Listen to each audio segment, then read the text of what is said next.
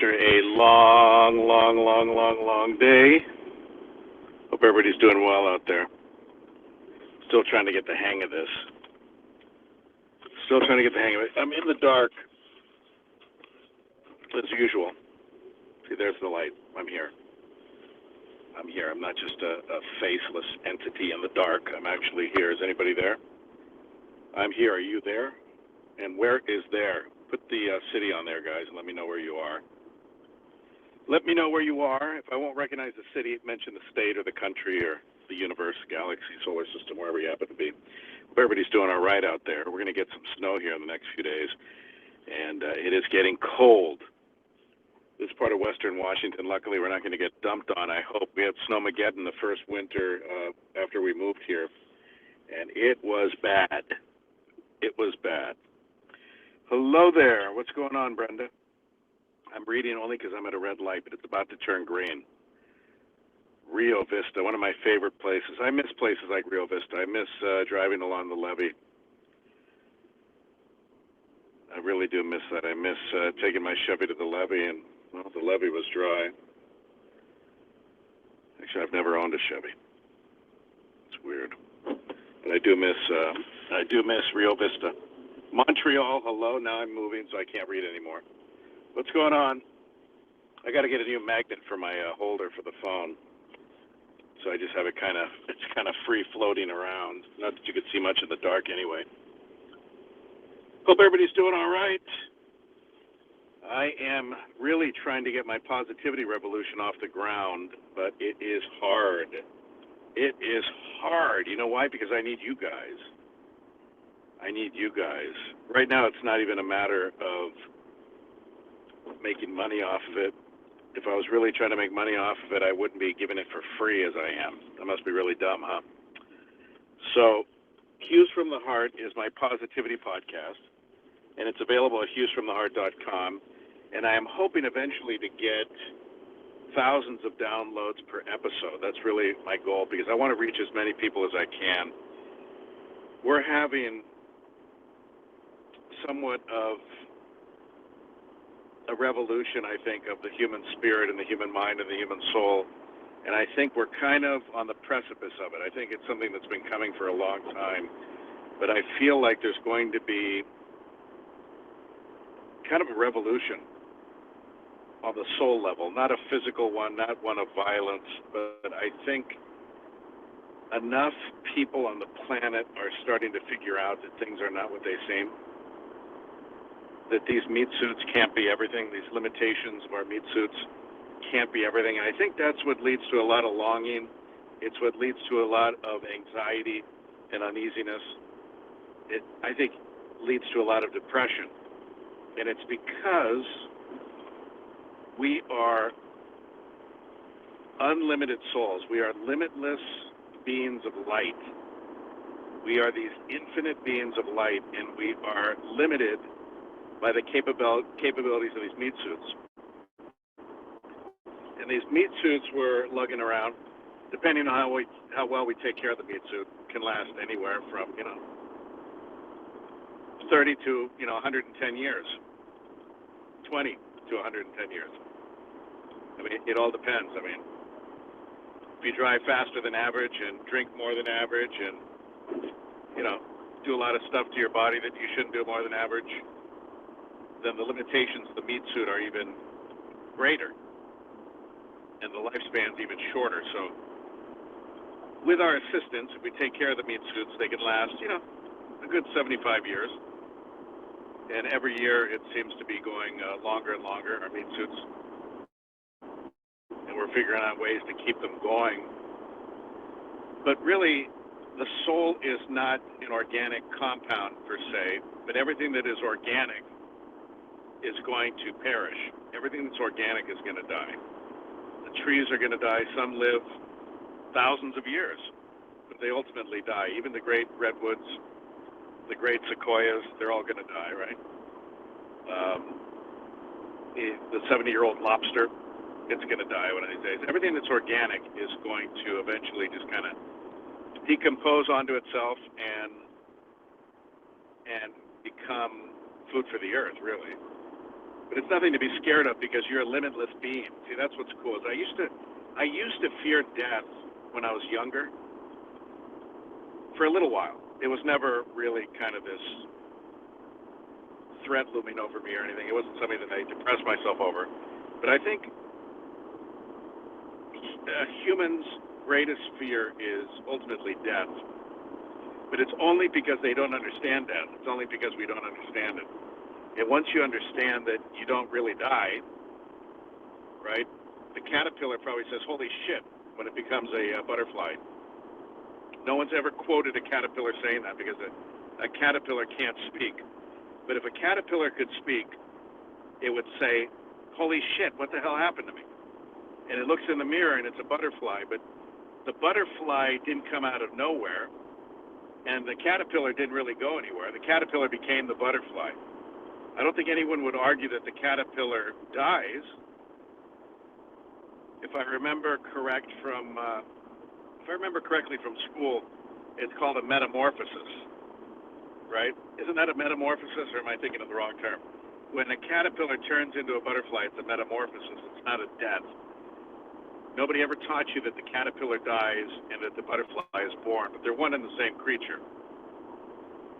So one day it's crawling around on a branch, and the next second it's flying. And I think that's what our existence is like on the physical plane into the spiritual plane. And I think, I don't know if you're hearing me okay or not, because my stupid $100 earbuds keep saying ready to pair, even though I paired them 20 minutes ago. So I was hoping to use the microphone on my earbuds, so I don't know how the quality is. I'm hoping you can hear me. I can't read comments while I'm driving. But honestly, in my hectic, busy day, this is really one of the only times I can sit down and talk with you guys, is when I'm moving, getting from work to home. But anyway, I think the spiritual revolution I'm talking about, it's not religiously based. A lot of people want it to be religiously based, but I'm not a fan of religion. I'm a fan of spirituality, and different strokes for different folks. There was an interesting thing that happened today. I didn't watch the impeachment trial because I was working, trying to feed my family, so I wasn't watching the impeachment trial.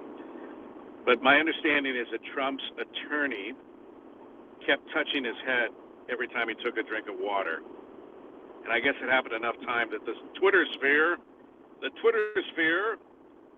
in all its infinite lack of wisdom, people erupted on it saying, why is this guy, I'll take a shot of whiskey every time this guy touches his head when he drinks a glass of water.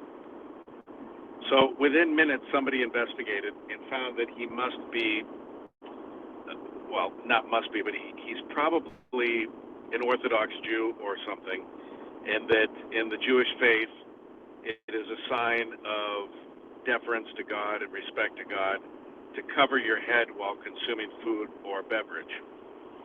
Now, I don't know where these things come from. I think they're nutty and I think they're crazy, frankly, and I'm not afraid to say that. If you want to unfriend me or unfollow me, chances are you're not following me anyway, so it's not a loss. If you're not following me, you can't unfollow me. But I think organized religions are frankly kind of nutty and crazy. And for somebody to think that God gives two craps if your head is covered while you consume food or beverage, it really is, when you think about it, it's a nutty thing to believe. Now, I believe in Bigfoot, and people say that that's nutty too, but you can make the argument that there's more visual evidence and there's more circumstantial evidence and there's more audio evidence of the existence of Bigfoot than there is the existence of a God. Now, I believe in God, don't get me wrong. I don't believe in the God that most people believe in, which is some old guy on a throne throwing lightning bolts and plagues and hurricanes and earthquakes and volcanoes at people that he despises. I don't believe in that God.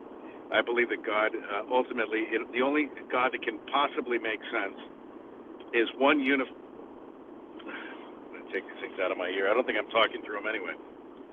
These earbuds, I can't believe it. But hopefully you guys are hearing me anyway. It's probably through the crappy microphone of the cell phone I'm using or of the car.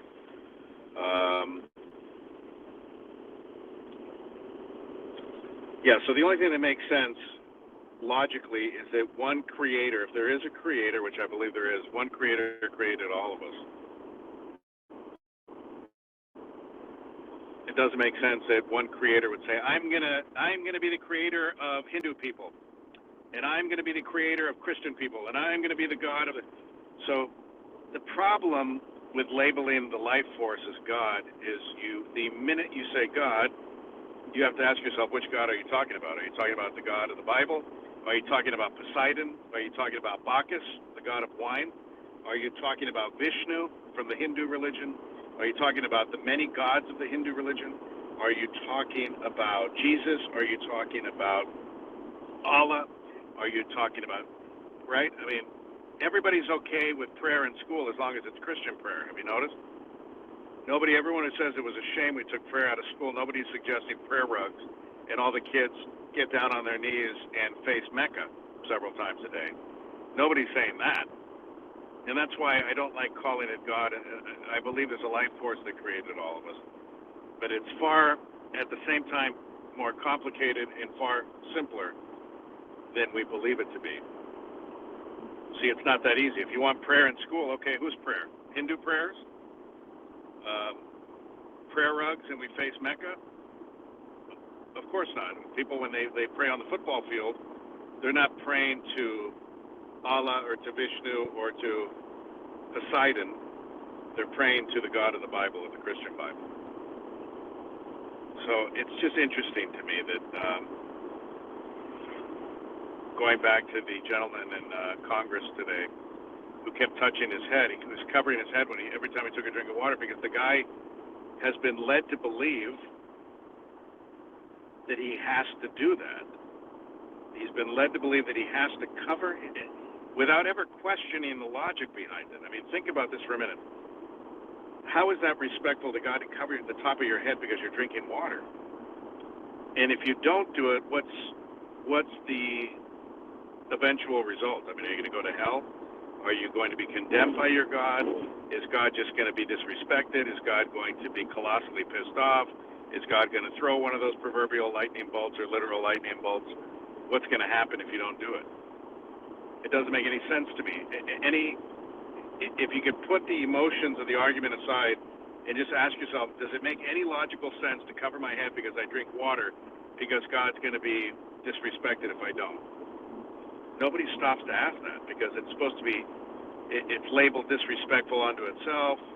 You're slamming religion, you're slamming the Jews, you're slamming the Christians, you're slamming the Hindus, you're slamming anybody if you question anything. What I like about spirituality is that it is freeing. It is absolutely liberating. It's awesome. It's freaking awesome how liberating it is because there are no rules. There are no things that'll piss off a God. There are no tablets that you have to read off of.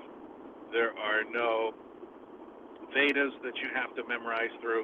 There are no temples, specific ones you have to go to on specific days and specific times. Spirituality is just spirituality. It's a direct connection to God, right? Spirituality, this is the analogy I always use. Spirituality is like picking up the red phone, like the bat phone, right? It's like Commissioner Gordon picking up the red phone and getting straight to Adam West. To Batman. It's a straight line to Batman. It's a straight line to God. When you pick up the red phone, you go straight to God. In my analogy, religion would be picking up the phone, getting somebody in India to answer, no disrespect. Some of the most wonderful people I know are from India.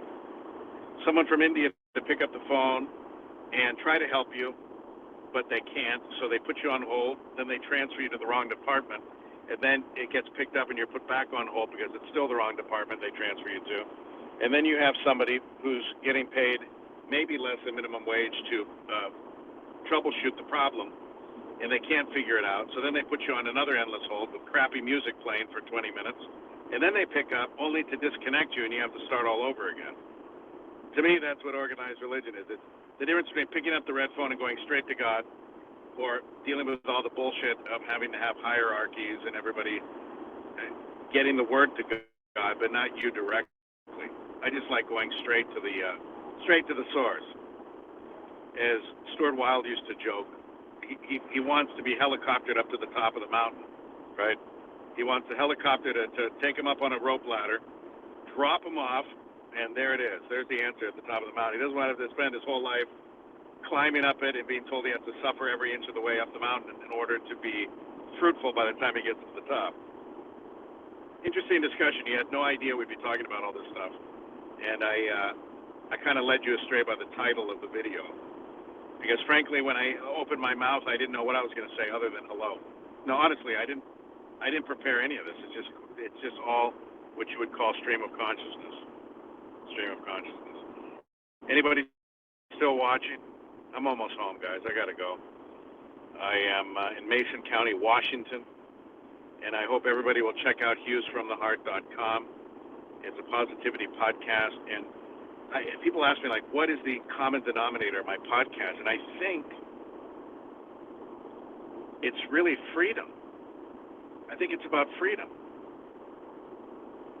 It's about freedom, because we all want to be free. We all want to be free. We all need to be free. We're all designed to be free. We're all born free. I mean, just like the song, born free as the wind blows. We're all born free, and then we shackle ourselves. We shackle ourselves. Our parents shackle us sometimes.